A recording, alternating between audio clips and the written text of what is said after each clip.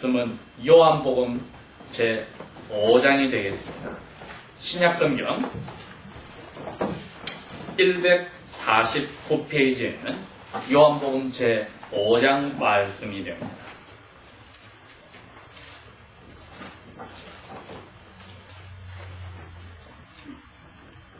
1절부터 15절 말씀까지 읽도록 하겠습니다.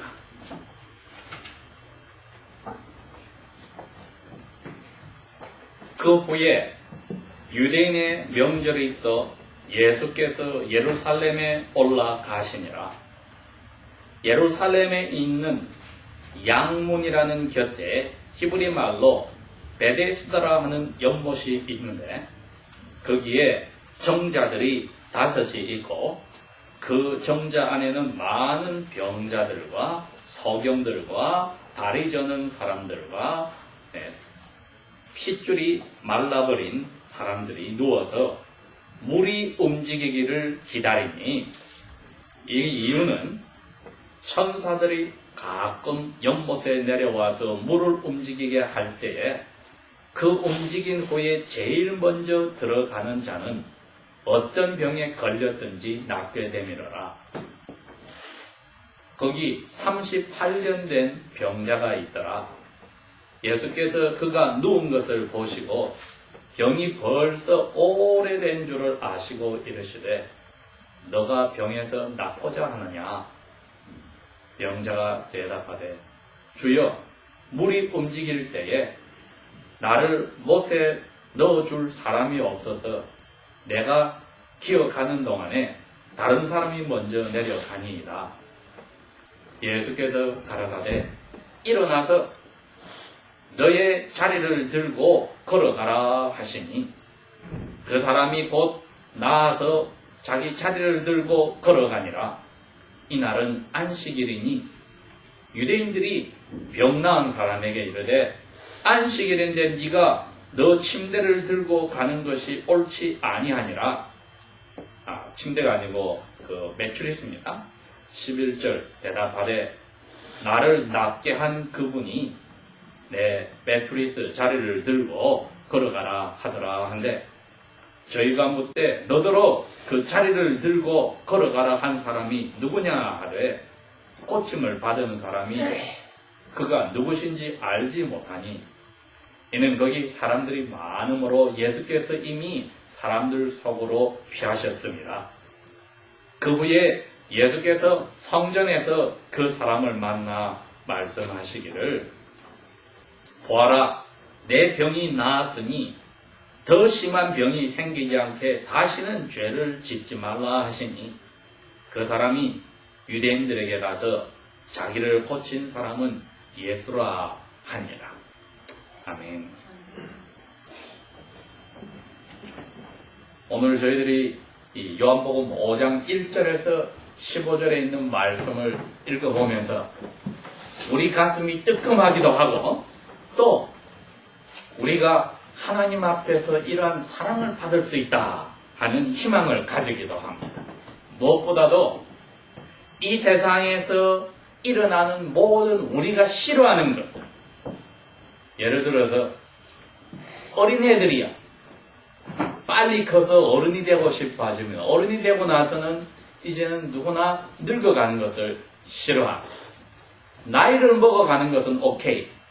그러나 주름살이 생기고 힘이 없어지고 흰머리가 나고 눈이 잘 안 보이고 귀도 잘 안 들리고 성경 말씀에 따르면은 이빨도 문제가 생기고 이 모든 것들은 우리가 다 싫어하는 것들이 생기는 것은 우리의 조상인 아담과 그의 아내가 죄를 지어서 이 일이 벌어진 겁니다.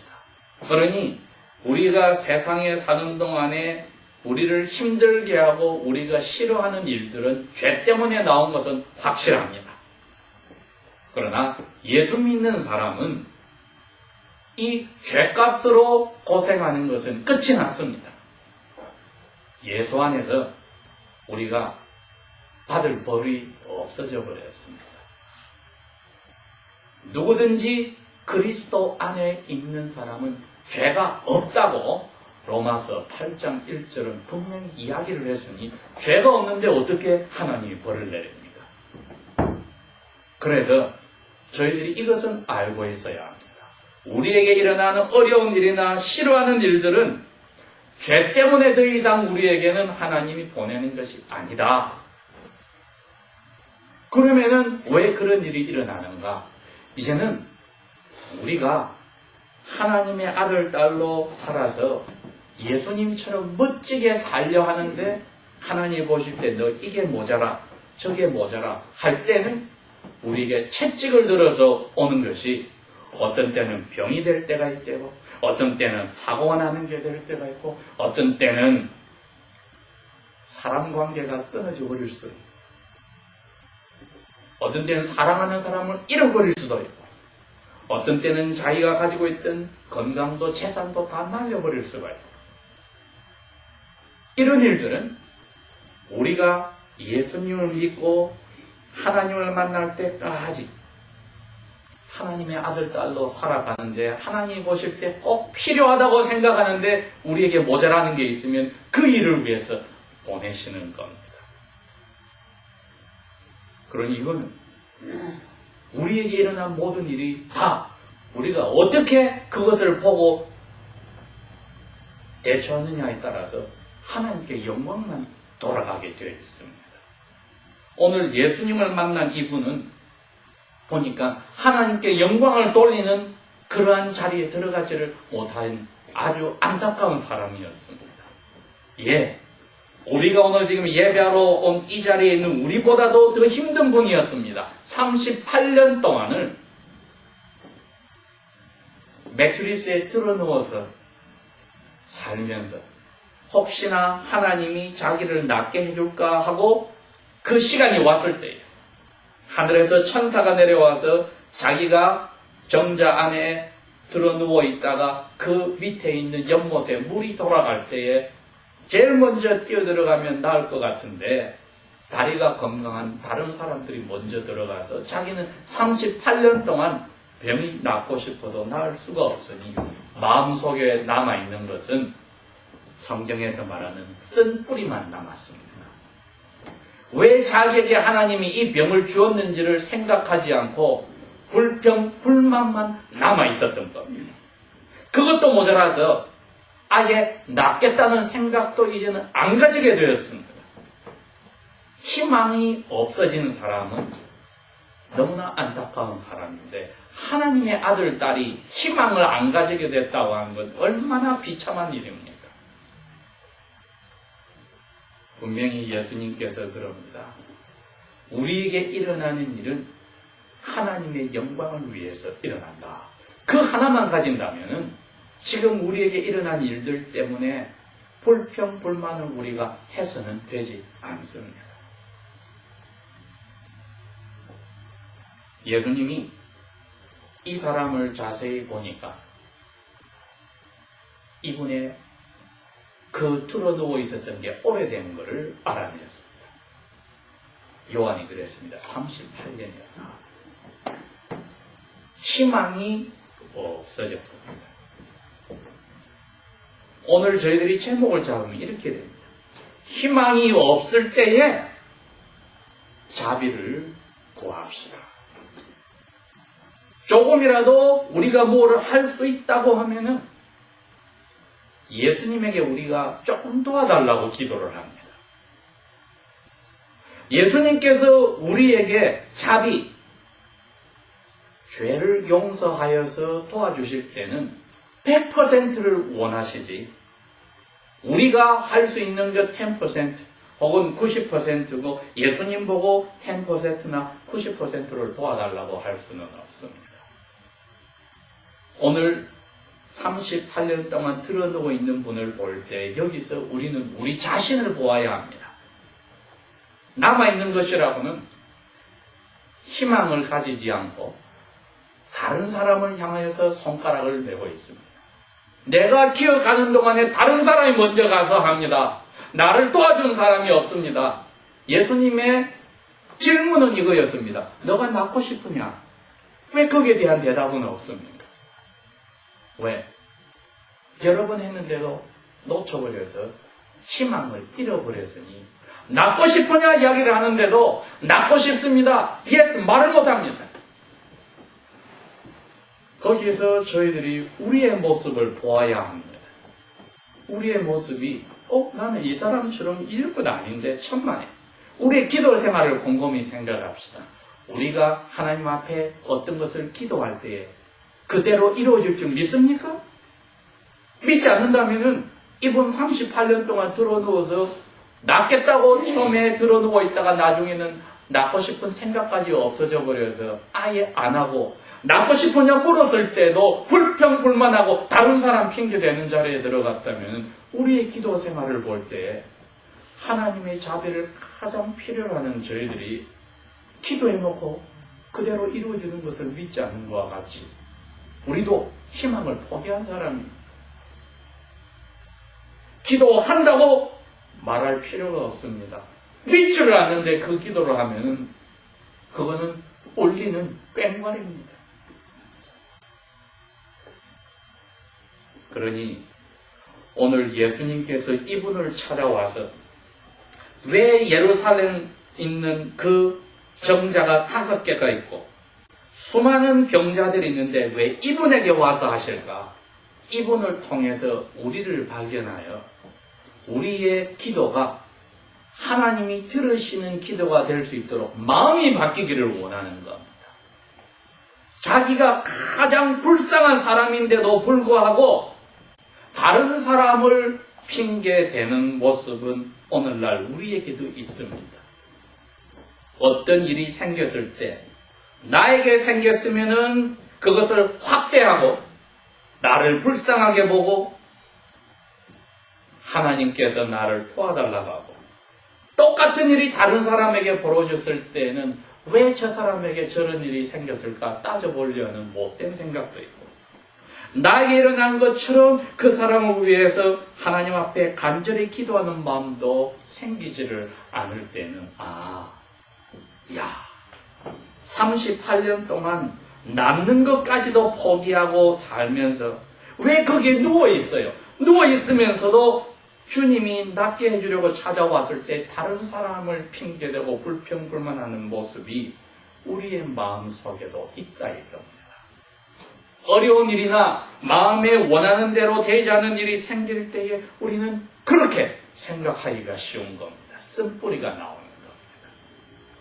그래서 나에게는 잘해주고 다른 사람에게는 아주 깐깐하게 우리가 머릿속으로서 판단하고 생각하는 죄를 지을 때는 예수님이 보실 때 너는 38년 동안 들어누워있는 사람처럼 희망이 없는 사람이야.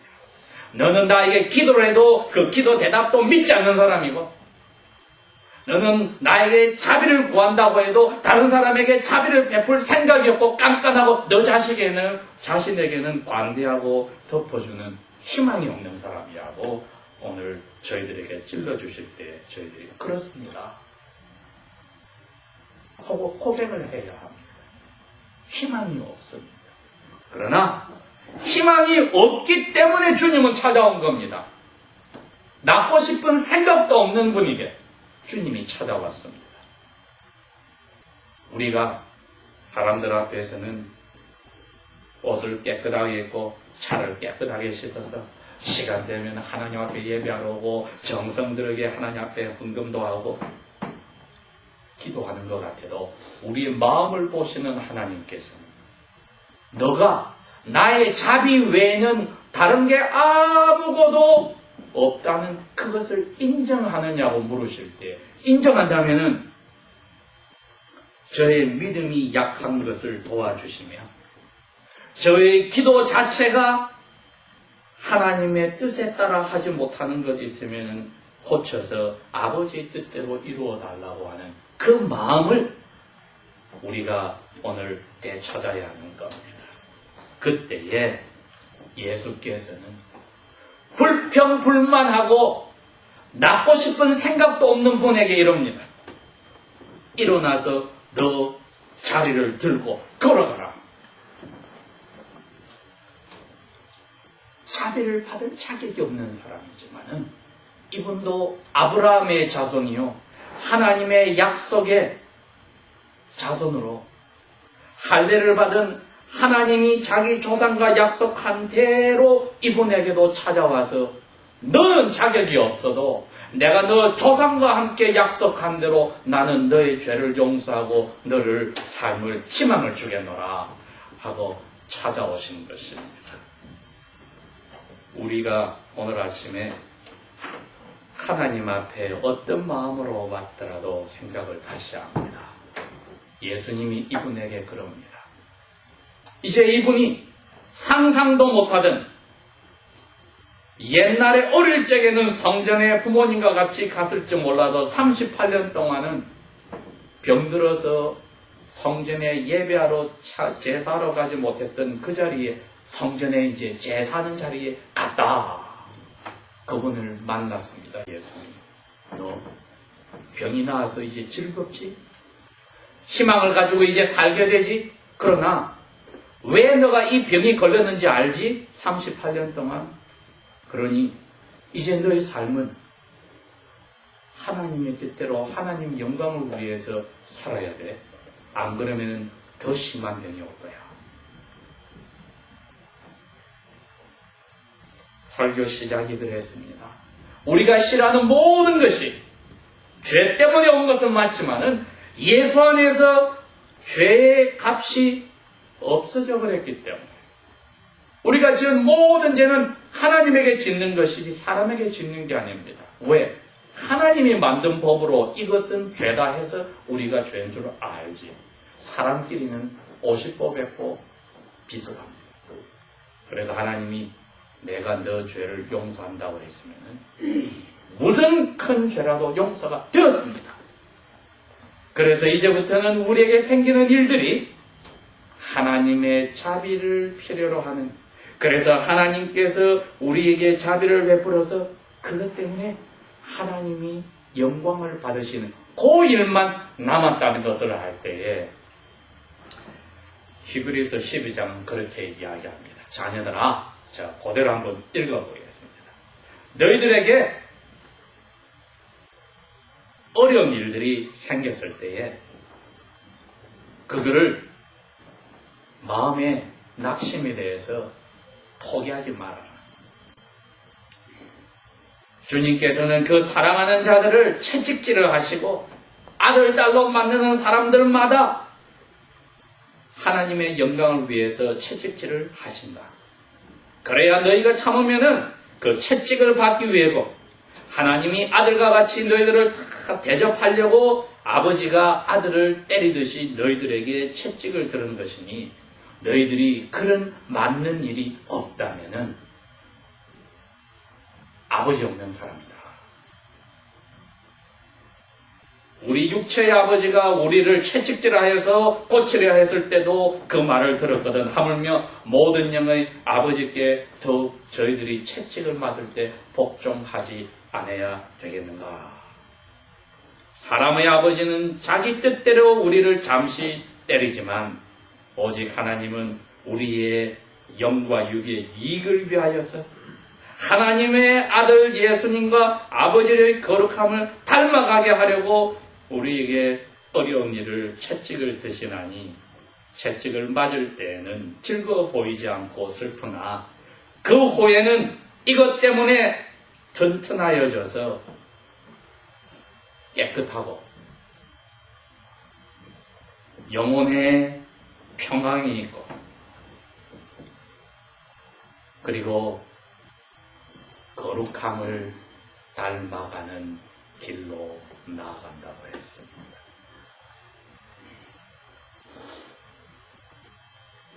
그러니 저희들이 피곤하여서 낙심치 말고 우리 앞에 그 길을 가신 예수님을 생각하고 나아가자. 그게 히브리 기자가 똑같은 어려운 자리에 있는 그 당시에 하나님의 자녀들에게 주신 말씀이고 오늘 예수님이 이분에게 이야기한 것처럼 너의 죄 때문에 어려운 일이 왔지만은 너는 하나님의 아들로 징계로서 이 일이 있은 것이니 또 죄를 지으면 징계의 채찍이 더 심하게 올 것이니 조심해라고 하시면서 우리에게는 어떻게 자비를 강구하고 살 때에 살아야 할지요. 어려운 자리에서든 그 자리에 벗어나서든 가르쳐 주신다. 다 같이 기도하겠습니다.